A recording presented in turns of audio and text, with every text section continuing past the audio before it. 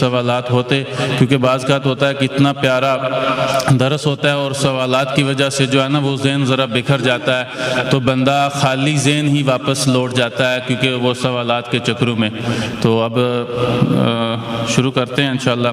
یہ ایک بڑا پیارا سوالوں سے پہلے میری ایک عرض ہے اہل مسجد سے کہ یہ سامنے کتابیں رکھی ہوئی ہیں، امام نماز پڑھائے کہ کتابوں کے نام پڑھے، تو بلا تاخیر اور کچھ نہیں کر سکتے، تو اس کے سامنے پردہ لٹکائیں۔ یہ سخت ترین غلطی ہے۔ نبی صلی اللہ علیہ وسلم نے فرمایا تھا امیتی انا کرامک، یہ پردہ آگے سے ہٹا لو، میری نماز خراب کر دی اس پردے نے۔ نبی صلی اللہ علیہ وسلم کی نماز پردے سے، ابھی سامنے کتابیں ہیں، ان کے نام لکھے ہوئے ہیں، انسان جتنا بھی حوصلہ کرے پھر بھی کہیں نہ کہیں تو پڑ جاتی ہے نا۔ اتنے شدید ترین امتحان میں کیوں ڈالا ہوا ہے امام صاحب کو؟ تو بغیر کسی تاخیر کے اس کے سامنے سفید یا کسی رنگ کا کوئی پردہ لٹکا دیں جو یہ خیال آئے گا نا اس پردے کے پیچھے کتابیں ہیں، تو مجھے پڑے گا تو نہیں۔ جی حافظ صاحب کا شکریہ اس نصیحت کا۔ یہ آپ کو پتہ ہے کہ یہ فتنوں کا دور ہے، اور اسی لیے اہل علم کہتے ہیں کہ اس فتنوں کے دور میں جو اہل علم ہیں، جو علماء ہیں، یہ شیطان کے سامنے ہماری فیلڈز ہیں، جو ہے شیلڈ ہیں۔ تو اللہ تعالیٰ ہمیں ان سے جو ہے نا اس طرح کی مفید جو ہے وہ علم حاصل کرنے کی توفیق دے۔ سب سے پہلا سوال آیا ہے کہ دو حصوں میں انہوں نے تقسیم کیا ہے، یہاں بسنے والے نوجوانوں کے لیے کوئی خاص پیغام اور جنت کو یاد رکھنے کا کوئی خاص طریقہ بتا دیں۔ یہاں تو جنت کو یاد رکھنا بہت زیادہ آسان ہے، بس آپ یوں سمجھ لیں، دھیان رکھا کریں کہ یہ بہت اچھی جگہ ہے، بڑی صاف ستھری جگہ ہے، بڑی خوبصورت عمارتیں ہیں، بہت کچھ ہے۔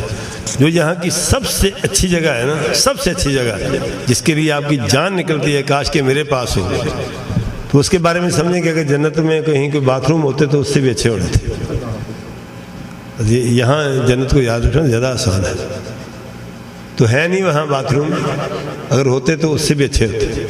اس لیے جیسے میں نے ان کی اونچی اونچی عمارتوں کو دیکھ کے للچاتے ہو نا، ویسے جنت کے لیے للچایا کرو۔ نسأل اللہ توفیق۔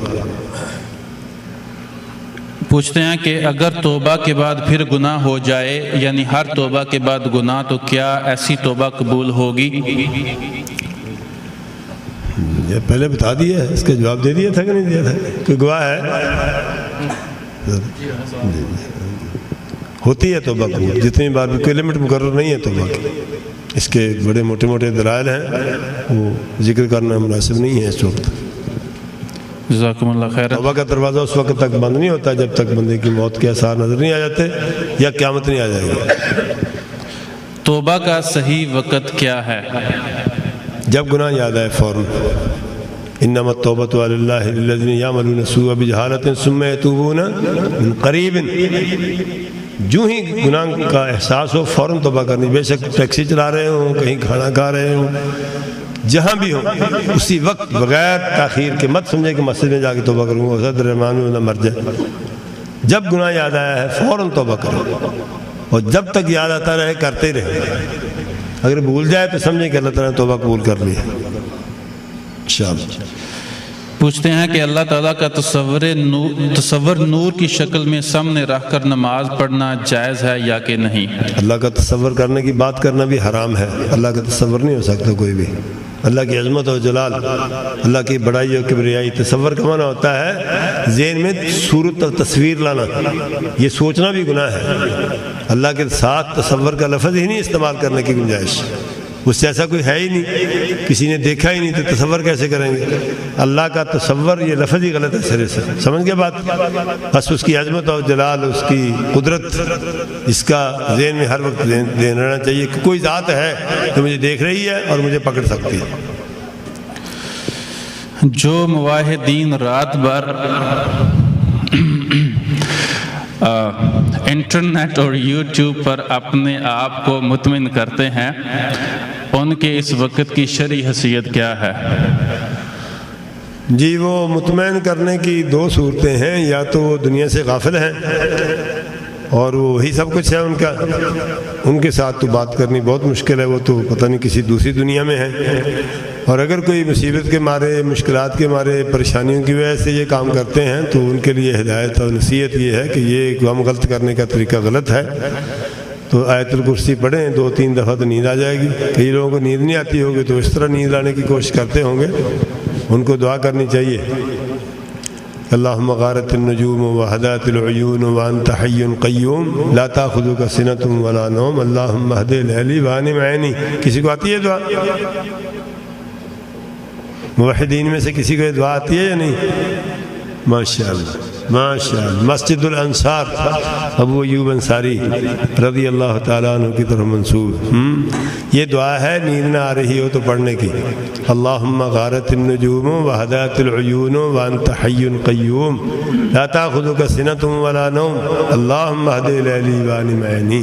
اللہ ستارے ڈوب گئے ہیں، آنکھیں سو گئی ہیں، اور تو زندہ ہے، تو قائم ہے، تجھے تو نیند آتی نہیں، نیند بھی نہیں آتی، تو مجھے تو نہ مصیبت میں ڈال، مجھے تو آتی ہے۔ اللہم اہد لیلی، رات میری پرسکون بنا دے اور میری آنکھوں کو سلا دے، اور پھر بھی نہ آئے تو پھر اس وقت کو غنیمت جانے، ضائع نہ کریں۔ من تعار من اللیل فقال لا الہ الا اللہ وحدہ لا شریک لہ لہ الملک ولہ الحمد وہو علی کل شیء قدیر سبحان اللہ والحمد للہ ولا الہ الا اللہ واللہ اکبر ولا حول ولا قوة الا باللہ اللہم اغفر لی، او دعا استجیب لہ، فإن وقام وصلی قبلت صلاتہ، رواہ البخاری۔ صحیح بخاری میں ہے، جس کو رات کو نیند نہ آئے یا جس کو رات کو جاگ آئے وہ یہ کلمے کیا ہے جو میں نے پڑھ کے سنائے ہیں، یہ تو میرے خیال ہے انشاءاللہ سب کو آتے ہوں گے، لا الہ الا اللہ وحدہ لا شریک لہ لہ الملک ولہ الحمد وہو علی کل شیء قدیر۔ پھر وہ آگے جو کلمے ہیں ترتیب بدل بھی جائے تو خیر ہے، سبحان اللہ والحمد للہ ولا الہ الا اللہ واللہ اکبر لا حول ولا قوة الا باللہ۔ پھر کہے اللہم اغفر لی، اللہ مجھے معاف کر دے، یا کوئی دعا کرے اللہ تعالیٰ قبول فرما لیتا ہے، اور اس کے نماز پڑھ لے تو اللہ تعالیٰ نماز قبول کر لیتا ہے۔ تو یہ انٹرنیٹ کی بجائے یہ زیادہ بہتر ہے، اور اگر کوئی کسی کو پتہ نہیں ہے کہ اللہ ہے، رسول ہے، اور تو انٹرنیٹ ہی ہے، تو اس کے ساتھ تو گفتگو کے لیے ہمارے پاس علم نہیں ہے۔ واللہ اعلم بالصواب۔ پوچھتے ہیں کہ کون سے گناہوں کی معافی نہیں ما سوائے شرک کے؟ ہر گناہ کی معافی ہے، لیکن بعض گناہ ایسے ہوتے ہیں جن کی تلافی ممکن ہوتی ہے، جن کی تلافی ہو ان کی تلافی کر کے معافی مانگنی چاہیے۔ شرک کی بھی معافی ہے، کس نے کہا شرک کی معافی نہیں ہے؟ شرک کی حالت میں مر گیا تو پھر معافی نہیں ہے، باقی گناہوں کی حالت میں مر گیا تو امکان ہے شاید اللہ تعالیٰ معاف کر دے، عذاب نہ کرے۔ تو صحابہ کرام کیا تھے تو ان کو معافی نہیں ملی، تو شرک کی بھی معافی ہے۔ یہ بات غلط ہے کہ شرک کی معافی نہیں ہے، شرک کی حالت میں مر گیا پھر اللہ تعالیٰ نے کہا کہ معاف نہیں کروں گا، تو 100 سال بھی شرک کرتا رہے 1 منٹ میں معافی مل سکتی ہے۔ اس لیے یہ بات غلط ہے کہ شرک کی معافی نہیں ہے، ہر گناہ کی معافی ہے۔ جس گناہ کی تلافی ہو سکتی ہے اس کی تلافی کرنی چاہیے، جس کی تلافی نہیں ہو سکتی، عاجز ہے انسان، کسی کا 1000 روپیہ بیا ہوا ہے، لاکھ روپیہ بیا ہوا ہے، یہ معافی سے نہیں کام چلے گا۔ پیسے دے کے معافی مانگے، جو اس کو ستایا ہے اس کی معافی مانگے، پیسے دے۔ جس گناہ کی تلافی ہو سکتی ہو، جس کا انتقام دیا جا سکتا ہو وہ انتقام دے، کسی کا حق ہے وہ ادا کرے، اس کے بعد معافی مانگے۔ اگر اللہ تعالیٰ کے حقوق ہیں تو بغیر تلافی کے معاف ہو جاتے ہیں۔ اور کسی آدمی نے 50 سال تک زکوٰۃ نہیں دی تو توبہ کر لے، اللہ تعالیٰ پچھلی معاف کر دے گا۔ یہ نہیں ہے کہ سارے سالوں کی زکوٰۃ دے گا تو معافی مانگے گی۔ 50 سال نمازیں نہیں پڑھی، 50 سال کی پڑھے گا تو پھر معافی ملے گی، ایسا نہیں ہے۔ حقوق اللہ تعالیٰ معاف کر دیتے ہیں، بندوں کے حقوق اللہ تعالیٰ معاف نہیں کرتے، لیکن اس میں بھی بہرحال یہ حق بیان کرنا ضروری ہے کہ اگر کوئی رہ گیا، کوئی نہیں ادا کر سکا تو اللہ تعالیٰ اپنے پاس سے دے کر معافی لے لے گا بندے سے۔ تینوں تو بہ چاہیے دینا میرے کو اللہ، ایسی بات نہیں ہے کہ حقوق العباد رہ گئے ہیں تو بندہ جنت میں ہی جائے گا۔ پھر اللہ تعالیٰ مہربان ہے، انسان نے کوشش کی ہے پوری، پھر نہیں کچھ ہو سکا، پھر اللہ تعالیٰ کے سامنے عاجزی کا اظہار کر دے۔ اللہ تعالیٰ چاہے گا دنیا میں اسباب پیدا کر دے گا، چاہے گا آخرت میں کوئی طریقہ اختیار کر کے اس کو معافی لے دے گا۔ پوچھتے ہیں کہ کیا قیامت والے دن ہم اپنے فیملی ممبرز کے لیے شفاعت کر سکتے ہیں، اور کیا ہم پوچھ سکتے ہیں کہ وہ جنت میں ہمارے ساتھ رہیں؟ یہ تو یوں لگتا ہے جیسے فیملی ممبروں کو سب کو مجرم سمجھتا ہے بندہ، اپنے آپ کو متقی سمجھتا ہے۔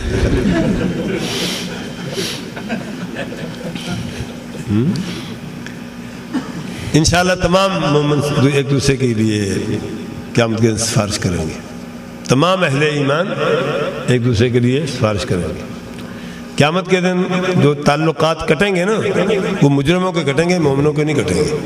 مومن ایک دوسرے سے غافل نہیں ہوں گے۔ الاخلاء یومئذ بعضهم لبعض عدو الا المتقین، تمام دوست قیامت کے ایک دوسرے کے دشمن ہو جائیں گے ما سوائے متقین کے۔ متقی ایک دوسرے کے دشمن نہیں ہوں گے۔ وہ بچہ دروازے پر کھڑا ہو جائے گا، میری ماں نہ گئی تو میں نے جنت میں نہیں جانا یا اللہ۔ استاد کھڑا ہو جائے گا، یا اللہ شاگرد نہ گیا تو میں نے نہیں جانا۔ شاگرد کھڑے ہو جائیں گے، یا اللہ استاد نہ گیا تو میں نے نہیں جانا۔ جس شخص کو اللہ تعالیٰ نے جنت بھیجا کسی کی وجہ سے، وہ نہیں کہے گا یا اللہ اس کو میں جنت میں جا رہا ہوں، وہ جنت کی طرف جا رہا ہے، اس کو بھی مہربانی کر، اس کو بھی۔ تمام اہل ایمان ایک دوسرے کی سفارش کریں گے اور اللہ کے حکم سے، اللہ کی اجازت سے، جتنی اللہ اجازت دے گا اتنی ہی کریں گے، اپنی مرضی سے کوئی نہیں کرے گا۔ یہ شرف ہوگا اللہ تعالیٰ کی طرف سے۔ تو انشاءاللہ العزیز توقع اور امید یہی ہے، بلکہ اس سے بڑی بات یہ ہے، اور پھر میں نئی تقریر شروع ہو جائے۔ الذين يحملون العرش ومن حوله يسبحون بحمد ربهم ويؤمنون به ويستغفرون للذين آمنوا ربنا وسعت كل شيء رحمة وعلما فاغفر للذين تابوا واتبعوا سبيلك وقهم عذاب الجحيم ربنا وادخلهم جنات عدن التي وعدتهم ومن صلح من آبائهم وأزواجهم وذرياتهم إنك أنت العزيز الحكيم وقهم السيئات ومن تق السيئات۔ اللہ تعالیٰ کا عرش ان فرشتوں نے اٹھایا ہوا ہے، وہ اہل ایمان کے لیے 24 گھنٹے دعائیں کرتے ہیں، یا اللہ ان کو معاف کر دے، یا اللہ ان کے اولادوں کو بھی معاف کر دے، ان کے ماں باپ کو بھی معاف کر دے، ان کی بیویوں کو بھی معاف کر دے۔ وَأَلْحَقْنَا بِهِمْ ذُرِّيَّتَهُمْ، جن کو معاف کریں گے ان کی اولادیں بھی ان کے ساتھ ہی ملا دیں گے، ان کو بھی معاف کر دیں گے۔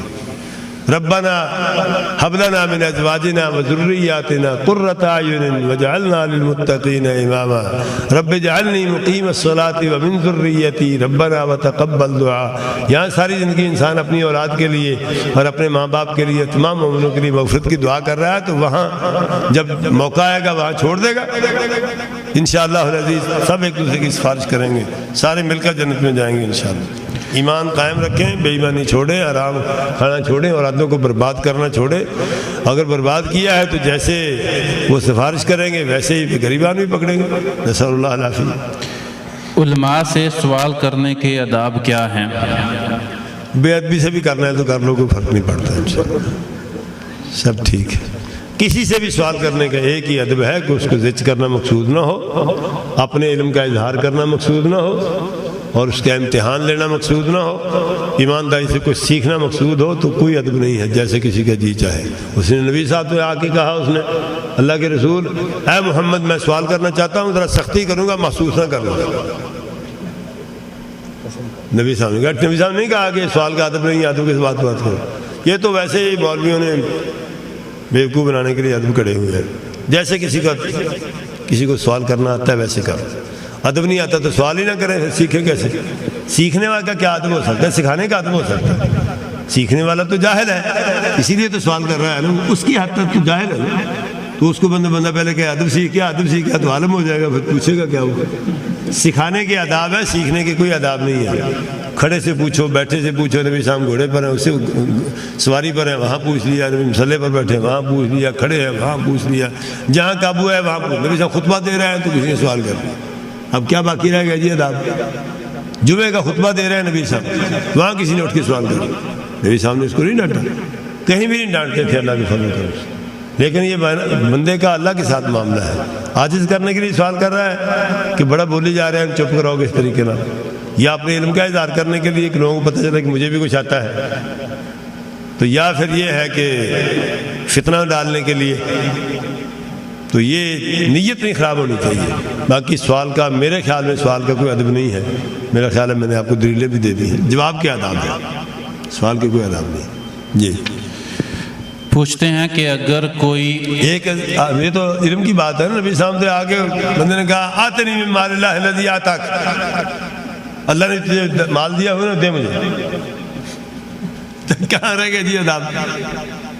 جی پوچھتے ہیں کہ اگر کوئی یہ خواہش کرے کہ وہ اپنے محدود علم کو دوسروں کے ساتھ شیئر کرے اپنی کمیونٹی میں، اور ان کا اخلاص اور ایمان اس سے اثر انداز ہوتا ہو، جس کی وجہ سے ان کو ٹیچ کرنا ڈسکریج ہوتی ہے، تو اس کے بارے میں ہمیں ایڈوائز کریں.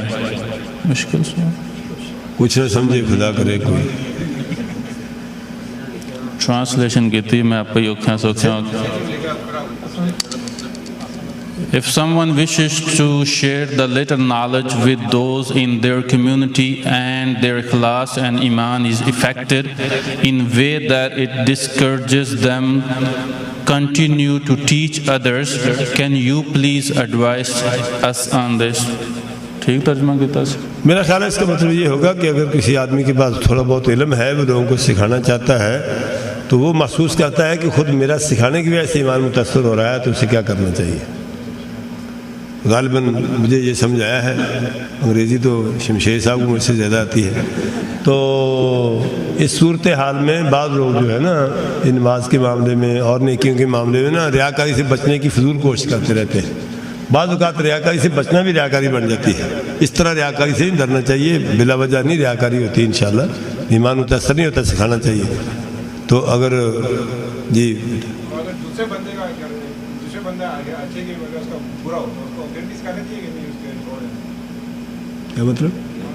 جیسے آپ کسی کو علم سکھا رہے ہیں جی، لیکن وہ اچھے کی وجہ برا ہو، مطلب اچھے کی جگہ وہ اور فتنے میں پڑ رہا ہے، بس وہ استغفار کرنا چاہیے. وہ علم کی وجہ سے نہیں برا ہوا، اصل میں وہ جو آپ نے اس مثال کے طور پر آپ نے اس کو سکھایا، پہلے وہ ایک نماز پڑھتا تھا یا ایک نماز چھوڑتا تھا، 5 میں سے 4 پڑھتا تھا. آپ کے سکھانے سے 2 پڑھنا چھوڑ دیے ہیں، تو آپ یوں سمجھے کہ اگر نہ سکھاتے تو اس نے 4 چھوڑ دیے.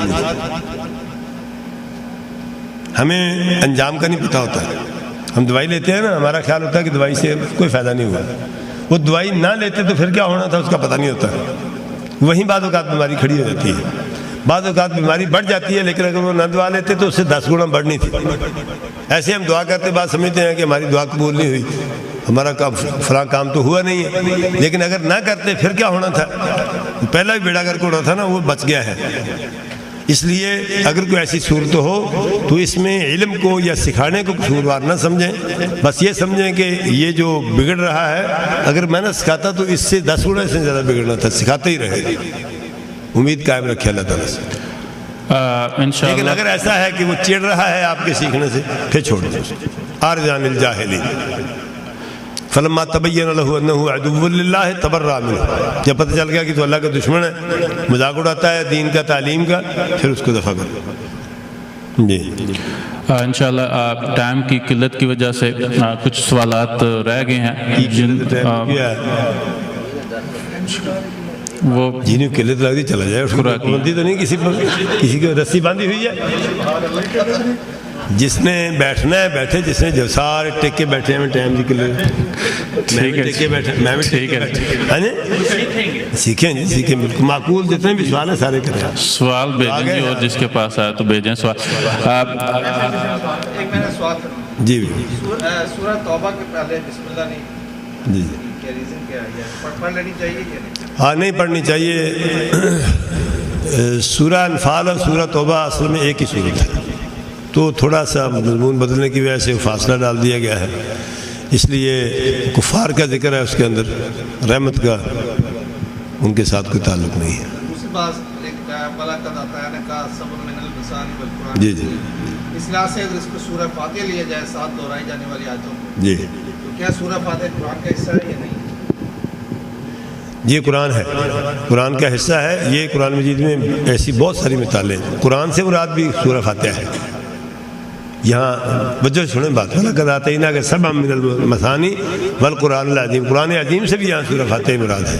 جیسے آیا نا دوسری جگہ حافظوا علی الصلوات والصلاۃ الوسطی، نمازوں کی حفاظت کریں اور نماز عصر کی حفاظت کریں. اس کا مطلب یہ ہے کہ نماز عصر نماز نہیں ہے. تفسیر ابن کثیر میں یہ ہے کہ وہ کبھی تو وہ عصر کی نماز کو کہتے ہیں جی جی، لیکن ہے 5 میں سے ایک نماز ہے، کوئی بھی ہو، اس کو چھوڑے آپ. چلے زور کی نماز بھی ہو، نمازوں کی حفاظت کریں اور زور کی نماز کی حفاظت کریں. اس کا مطلب یہ نہیں ہے کہ زور کی نماز نماز نہیں ہے. تو یہ قرآن مجید میں اور بھی اس کی بے شمار مثالیں ہیں. یہ تاکید کے لیے ذکر کیا جاتا ہے.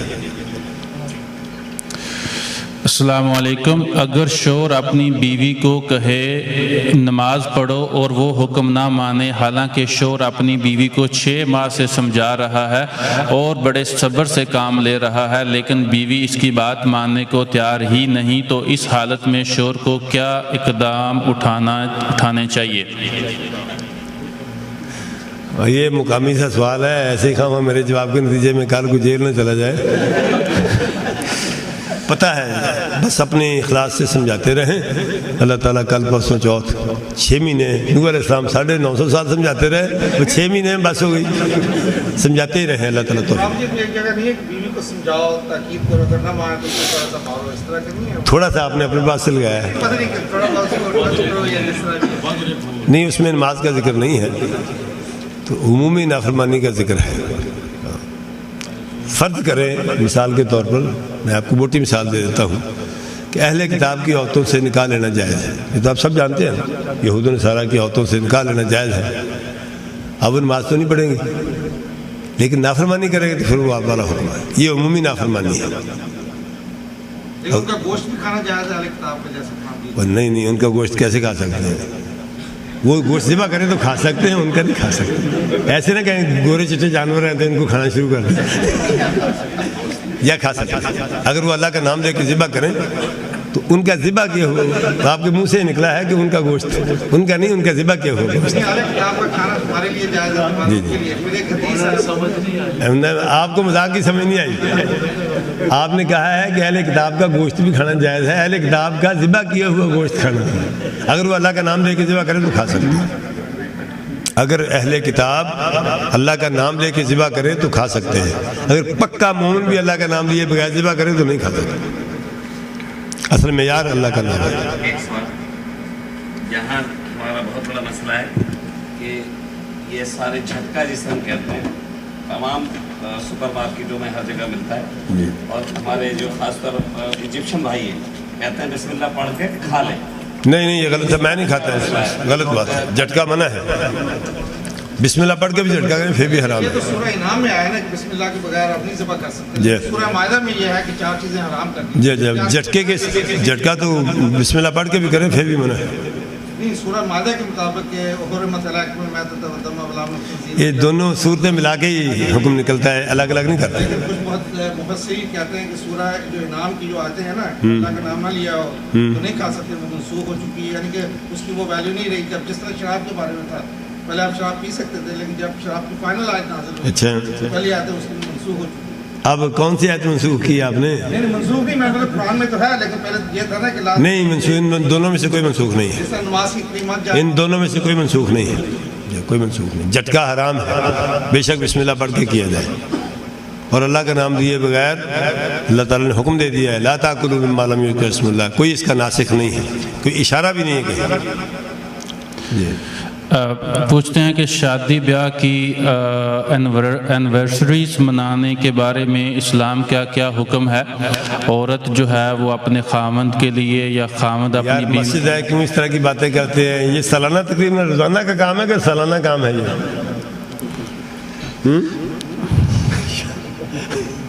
شادی کے مسئلے روزانہ کے ہیں، سالانہ کے نہیں ہیں. چلے، عورت اور مرد کی نماز میں فرق کیا ہے؟ پاکستان میں وہ بندہ یہاں سال بعد جاتا ہو تو پھر ٹھیک ہے. عورت اور مرد کی نماز میں کیا فرق ہے؟ مجھے تو یہی پتا ہے، وہ دونوں قبلہ کی طرف منہ کرتے ہیں، دونوں وضو کرتے ہیں، دونوں استنجا کرتے ہیں، دونوں فاتحہ پڑھتے ہیں، دونوں سجدہ کرتے ہیں، دونوں رکوع کرتے ہیں. تو کوئی فرق نہیں.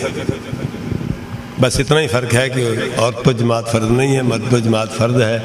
اور جتنا چھپ کے پڑھے گی اتنا بہتر ہے، مرد مسجد میں جا کے پڑھے گا تو بہتر ہے. عورت جتنا زیادہ سے زیادہ جسم کو ڈھانپ کر پڑھے گی اتنا بہتر ہے. مرد کے ٹخنے ننگے ہونے ضروری ہیں، یہ آپ سب کو معلوم ہے. تو باقی اصل نماز جو ہے اس کے اندر کوئی فرق نہیں ہے، سب کے لیے ایک ہی حکم ہے. یہ جوڑا ہوا گڑا ہوا جعلی 100% غلط فرق ہے. تو ویسے وضاحت کرنے کو جی تو جاتا ہے لیکن شرم سی آتی ہے. چلے، وہ جس طرح عورتیں بیٹھ کر نماز پڑھتی ہیں نا، اگر کسی کو بیٹھ کر پڑھنے کا حکم ہوتا تو مردوں کو اس طرح اجازت ہونا چاہیے تھا نا. عورتوں کے تو آزاد جنسی ظاہر نہیں ہوتے، ان کا کیا مسئلہ ہے؟ مردوں کا مسئلہ ہے، وہ اونچا کر کے پڑھتے ہیں، عورتیں بیٹھ کے پڑھتی ہیں. عجیب و غریب. چلے. پوچھتے ہیں کہ اگر ایک بندے کو جہاز میں پانی نہ ملے اور اس کا وضو نہ ہو تو اس کو کیا کرنا چاہیے؟ کبھی ہوا جہاز میں پانی نہ ہوگی تو منرل واٹر لے لے ان سے. کچن تو ہوتا ہے نا وہاں. کوئی ایسا جہاز میں نے تو اب تک نہیں دیکھا جہاں بالکل ہی پانی نہ ہو، تو ایسے جہاز میں نہ چڑھیں، چھلانگ لگا دیں اس پہ. بحری جہاز ہوتا ہے پانی میں. جی چلے. ٹھیک ہے، پوچھ رہے ہیں. نہیں نماز کے بعد دعا کے بارے میں پوچھا ہے، کوئی ثبوت نہیں ہے. جماعت دعا کا کوئی ثبوت نہیں ہے کہیں. اکیلے مانگ سکتے، مانگتے ہیں سر. اور کوئی؟ الحمدللہ. جزاک اللہ جی. چھٹی ہاں جی. جال نے لوگوں کے بارے یہ بتایا ہے کہ اس نے جھوٹ بولا، اس نے یہ کیا، یہ غیبت میں تو نہیں آتا. لا يحب اللہ الجہر بالسوء من القول الا من ظلم. چغلی اللہ تعالیٰ کے نزدیک حرام ہے، مگر مظلوم چغلی کر سکتا ہے. جس کے دین کے بارے میں کوئی بدتمیزی کر رہا ہو، اس سے بڑا مظلوم کون ہے؟ بعض دفعہ یہ ہوتا ہے کہ یہ چغلی نہیں. جبرائیل علیہ السلام آئے، جی لوگوں کو وہ سکھانا تھا. جی جی جب شروع میں جی تو وہ بھی مقصد ہوتا ہے. ہاں جی ہاں جی سمجھ گئے. ایک یہ ہے کہ بذل الدین بعد الرکوع، اس کا حدیث میں کیا ثبوت ہے؟ یعنی لوگوں کے لیے میں بتا رہا ہوں کہ رکوع کے بعد جب اٹھا جائے تو بعد وہ ہاتھ باندھتے ہیں، اس کا کوئی حدیث میں ثبوت ہے؟ ہاں میرے علم میں تو کوئی ثبوت نہیں ہے. میرا بھی تو بلکہ صحیح بخاری کے اندر ایک روایت ہے، اس میں فانتصب حنیۃً، تھوڑی دیر کے لیے گڑ کر کھڑے ہو گئے. گڑ کر کھڑے ہونا تو اپنی اصل حالت میں ہوتا ہے. تو عموم جو ہے نا کھڑے ہو کر ہاتھ مان سے، اس سے کچھ لوگوں نے استدلال کر کے ہاتھ بندوائے ہیں. ایک عرض ہے جی یعنی وہ قامہ ہے. جی جی جی جی جب وہ سوال ہے کہ رسول اللہ صلی اللہ علیہ وسلم نے بیٹھ کر بھی نماز پڑھی، جی قامہ نہیں کیا اس نے. جی جی وہاں کیا کریں گے پھر؟ ہاں پھر بدل الدین کیا ہوگا؟ بس 12 موٹی موٹی باتیں. رفع سبابہ جو ہے اس کے بارے آپ کا کیا ہے؟ رفع سبابہ سنت ہے. نہیں کب لا یحرکھا و یحرکھا، یو ہر کانا ہی ہر کو کے لفظ آتے ہیں حدیث میں، اس کو ہلاتے تھے. یہ ماضی استمراری ہے واز گوئنگ کی طرح. وہ اس کا کوئی کیفیت بیان نہیں ہے. بعد یہ کہتے ہیں نا اشہد ان لا الہ الا نہیں اس کے شہادت سے کوئی تعلق نہیں ہے. اس کا میرا یہی ہے. جی میں سمجھ گیا، شہادت سے کوئی تعلق نہیں ہے. انگلی اٹھانے کا شہادت سے کوئی تعلق نہیں ہے. جب سے بیٹھے یعنی انگلی ہلائیں، جب بھی بیٹھیں، جب سے نہیں بیٹھیں، جب بھی بیٹھیں. جب نماز میں. بہت شکریہ جی. ایک منٹ میں نماز غیبانہ جنازہ کا نماز ہے، اس کے مطابق پوچھنا تھا. اور دوسرا یہ ہے کہ یہ جو خطبہ پڑھتے ہیں نا جمعہ کا شروع ہو جاتا ہے، اس میں بعض لوگ آ کے نفل پڑھتے ہیں. جی سمجھ جی جی جی. اور یہ ہے کہ نبی صلی اللہ علیہ وسلم تیسرا کہ انہوں نے بغیر سر یعنی ننگے سے نماز نہیں پڑھی. جی یہ لوگ پڑھتے ہیں، اس کا کیا؟ جی بس 3 یا 4. جنازہ غائبانہ نبی صلی اللہ علیہ وسلم سے زندگی میں ایک ہی بار ثابت ہے. وہ بھی خیال تھا کہ وہاں اس کا جنازہ نہیں پڑھا گیا، اس لیے یہ کوئی سنت طریقہ نہیں ہے. لیکن چونکہ زندگی میں ایک بار نبی صاحب نے پڑھا ہے، اس لیے اس کو گناہ بھی نہیں کہہ سکتے. کوئی کام نبی صاحب نے ایک بار بھی کیا ہو تو اس کو ہم گناہ نہیں کہہ سکتے، بدعت نہیں کہہ سکتے. لیکن نبی صاحب کا عمومی رویہ دیکھنا چاہیے کہ آپ نے ایک بار پڑھا، ہم روزانہ پڑھتے ہیں، تو یہ غلط ہے. دوسری بات کیا تھا سرنگا؟ ہاں جمعے میں نبی صلی اللہ علیہ وسلم کے حکم کے مطابق 2 ٹوک واضح صحیح ترین دلیل ہے. جب بھی مسجد میں آئیں 2 رکعتیں پڑھے بغیر بیٹھنے کی اجازت نہیں ہے، بے شک خطبہ ہو رہا ہو. نبی صاحب نے حکم دے کے پڑھوائی ہیں اپنے سامنے. آپ خطبہ دے رہے تھے، آپ نے حکم دے کر 2 رکعتیں پڑھوائی ہیں. جب بھی آئیں 2 رکعتیں پڑھ کے بیٹھیں، اس کے بغیر بیٹھنے کی. بندے کے لیے کسی عالم نے بتایا کہ صرف ایک کے لیے جو آیا نبی صلی اللہ علیہ وسلم نے اس کو کہا کہ آپ نماز پڑھ لیں، اس کے لیے نہیں ہاں شاباش. نہیں، یہ خطبہ روکنے والی بات غلط ہے، کوئی ثبوت نہیں ہے. یہ حکم عام ہے، جب تم میں سے کوئی آدمی مسجد میں آئے 2 رکعتیں پڑھے بغیر نہ بیٹھے. وہ تو اس کی تاکید ہے. اس لیے یہ بات 100% غلط ہے. کوئی ثبوت نہیں ہے مسجد میں آ کر بغیر 2 رکعتیں پڑھے بیٹھنے کا. خطبہ ہو رہا ہے، جو کچھ بھی ہو رہا ہے، ماسوا ہے، اس کی جماعت کھڑی ہے تو اس کے ساتھ شریک ہو جانا. اور تیسری بات ہے کہ یہ سر ننگے نماز والی بات، نماز کا جو لباس ہے ایک انسان کا عام لباس ہے، ایک نماز کا لباس ہے. نماز کا لباس نبی صلی اللہ علیہ وسلم نے بیان کر دیا ہے. اس کے علاوہ کسی شخص کو حق نہیں ہے کہ اس سے زائد لباس کی پابندی کسی سے کروائے. سر شرمگاہ نہیں ہے، کسی حالت میں بھی اس کو ننگا رکھنا یا ڈھانپنا دونوں مکمل آزادی ہے. جس کا جی چاہے ننگا رہے، جس کا جی چاہے ڈھانپا رکھے، مکمل آزادی. جو حکم ہاتھوں کا ہے وہی پاؤں کا ہے، وہی سر کا ہے. دستانے پہنے ہوئے ہیں تو نماز ہو جاتی ہے، اترے ہوئے ہیں تو نماز ہو جاتی ہے. جرابیں پہنی ہیں نماز ہو جاتی ہے، اتری ہوئی ہو تو نماز ہو جاتی ہے. سر پہ کپڑا ہو تو نماز ہو جاتی ہے، نہ ہو تو نہیں ہوتی. اگر کوئی آدمی اس لیے کپڑا باندھتا ہے کہ اللہ کے سامنے ادب احترام سے کھڑا ہوتا ہے، انشاءاللہ اس کو اجر ملے گا. اگر کوئی آدمی اس لیے کپڑا اتارتا ہے میں عاجزی کر رہا ہوں اللہ کے سامنے، تو اس کو اجر ملے گا. کچھ بھی نہیں سوچا ہے انشاءاللہ تو کچھ بھی نہیں. کوئی مسئلہ نہیں ہے سرے سے، مسئلہ نہیں ہے سر. اس میں مرد اور عورت کا فرق ہے. وہ تو آپ کو پہلے بتا دیا ہے. عورت کی تو نماز نہیں ہوتی سر بلند. یہ جو خطبہ ہے 1400 سال پہلے، یہ خطبہ کس چیز کو کہتے ہیں؟ جب نماز شروع ہوتی ہے یا جو مولوی پہلے تقریر کر رہا ہوتا ہے، کون سا خطبہ کس کو کہتے ہیں؟ خطبہ تو آپ یہ بھی خطبہ تو خطبے کو کہتے ہیں. نہیں، جو جب مولوی نماز اذان ہوتی ہے پھر مولوی نے پکڑا ہو کر خطبہ پڑھا. ہاں جی، اسی کو اس کو خطبہ کو. تقریر ہوتی تھی پرانے زمانے میں 49 years before کیا ٹریڈیشن؟ پہلے تقریر ہوتی تھی پھر خطبہ ہوتا تھا. یہ کیا ہے؟ نہیں، وہ تقریر تو اپنے پاس سے لگائی ہوئی ہے. خطبے ہوتے ہیں تو بس وہ خطبے کا حکم ہے. تو لوگوں کو نصیحت کے لیے بعض حضرات سمجھتے ہیں کہ عربی کے سوا خطبہ دینا جائز نہیں ہے، اس لیے پہلے تقریر کر لیتے ہیں. اس کا خطبے کا حکم نہیں ہے. بہت شکریہ جی. آپ نے تو کھانا شروع کر دیا اور حافظ صاحب کو آپ نے ادھر بیزی رکھا ہوا ہے. بہت شکریہ. اللہ تعالیٰ آپ کو جزائے خیر دے. Brothers and sisters, آخر